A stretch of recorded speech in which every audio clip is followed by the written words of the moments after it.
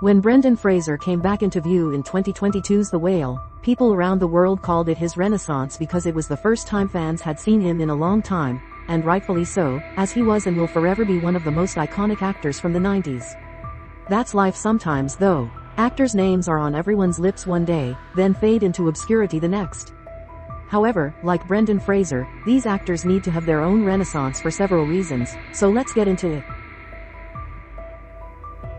The blonde bombshell of the 90s, Pamela Anderson, became a household name after she ran in slow motion on the beaches of Baywatch, but she became infamous when a home video made its rounds. After a lot of tabloid scrutiny, Anderson took a step back from acting, but it'd be grand to see her back in action on a sitcom or something because the small screen misses her. 25 iconic TV shows that were made into awful movies. Anyone who was a child in the 90s knows all too well who Jonathan Taylor Thomas is, or rather JTT. That's how cool he was. He went by his initials. After he traded Hollywood for college, no one really ever saw him again. He did pop up alongside his former TV dad in Last Man Standing, but other than that, JTT has become the millennials' version of Bigfoot because whenever he is spotted in public, it feels like a miracle. If JTT ever wants to make a quick buck, he could book a rom-com alongside the likes of Rachel Lee Cook or something, and 30-somethings would take the nostalgia bait.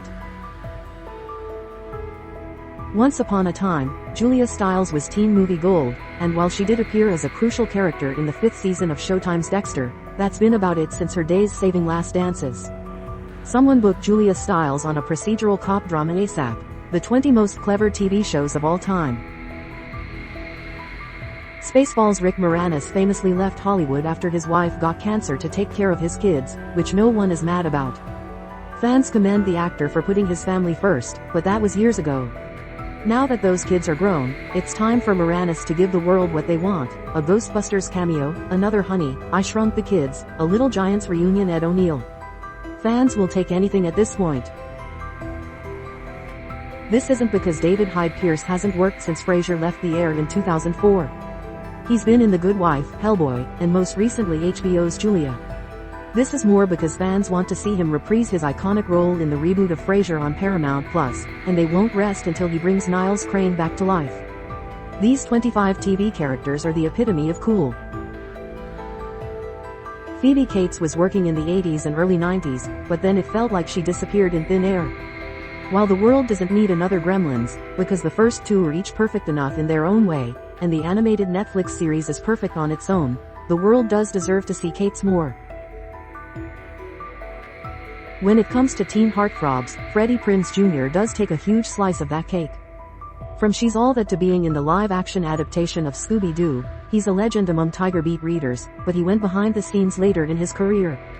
He acts as a voiceover artist and writes for the WWE, with fans only seeing him in occasional Instagram posts made by his wife and Scooby-Doo co-star, Sarah Michelle Gellar. It'd be really cute if they starred in anything together again one day. One can only hope. 25 beloved actors who were one-hit wonders. The baddie of primetime, Heather Locklear, was a force to be reckoned with on Melrose Place. While she reprised that role when the CW tried, and ultimately failed, to bring it back, it just wasn't the same. It's time that not only Locklear's career is revived but also the nighttime soap with her at the helm. People only got to hang with Mark Curry for what seemed like a short time before it felt like he was a thing of the past, but those comedic chops should not go under the radar anymore. Get Mark Curry a sitcom on Netflix like Yesterday. 20 films that would never get the green light today. Frankie Muniz shot to fame as the star of Malcolm in the Middle, did a few movies in the 2000s, and then peaced out. He recently came out of the shadows, like many do, trying to breathe new life into their careers, and appeared on Dancing with the Stars. While it seems like Muniz is more focused on his passion, racing, than acting, it would be nice if there was one little Malcolm reunion in his future before he hung up acting for good. They don't make child actors like they used to, and Mara Wilson is proof of that. Matilda, Miracle on 34th Street, Mrs. Doubtfire, The Girl Was on Fire, and all before middle school. Since then, she's done a lot of writing, and if Hollywood was smart, they'd have her on speed dial to perhaps not act in a show but lead one as a head writer. Get her in the mix with the likes of New Girl's creator, Liz Merriweather, and Abbott Elementary's Quinta Brunson. One and done, 20 iconic films we never want to watch again.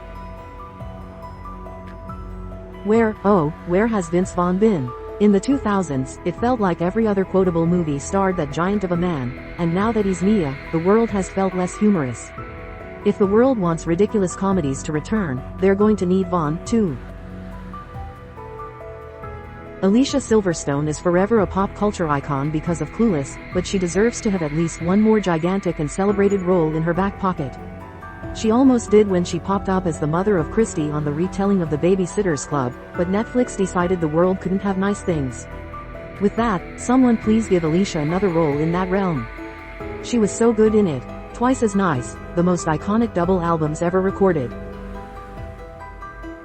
Emile Hirsch was one of Hollywood's it young actors, and then it's like everyone moved on to Timothée Chalamet and forgot about him.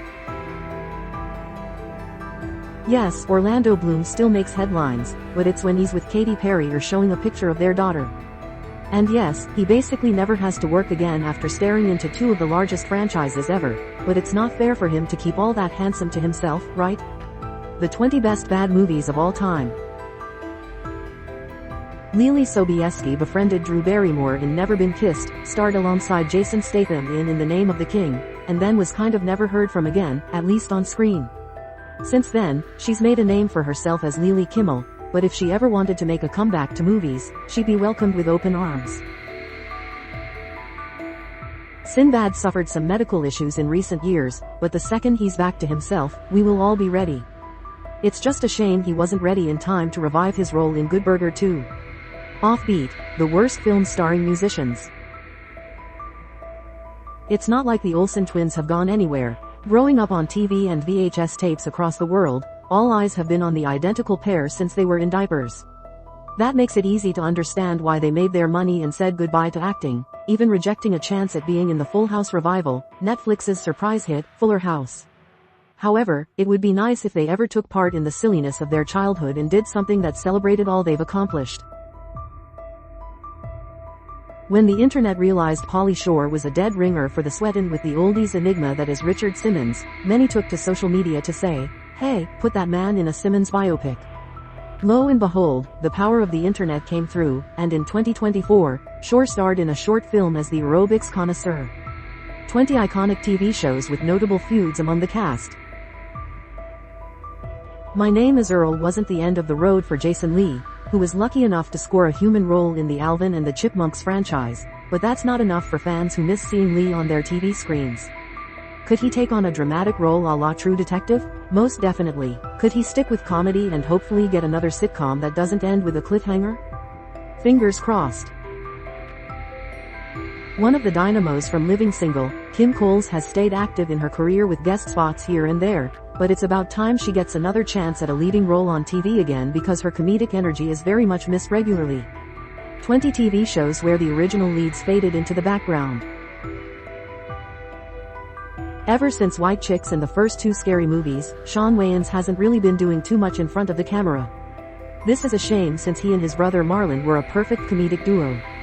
Hopefully, the world will see them reunite for another string of parody movies one day. When Amanda Bynes entered the picture on Nickelodeon's All That, she was the youngest cast member at the time, but her age didn't stop her from propelling past her peers. She quickly rose in the ranks, earned her own show, and eventually became a power player in the 2000s teen movie scene. Of course, her personal life took some unfortunate turns, but there's still hope left in fans' hearts that one day, she'll get back to where she was and return to her throne as a queen of comedy. Did you enjoy this slideshow?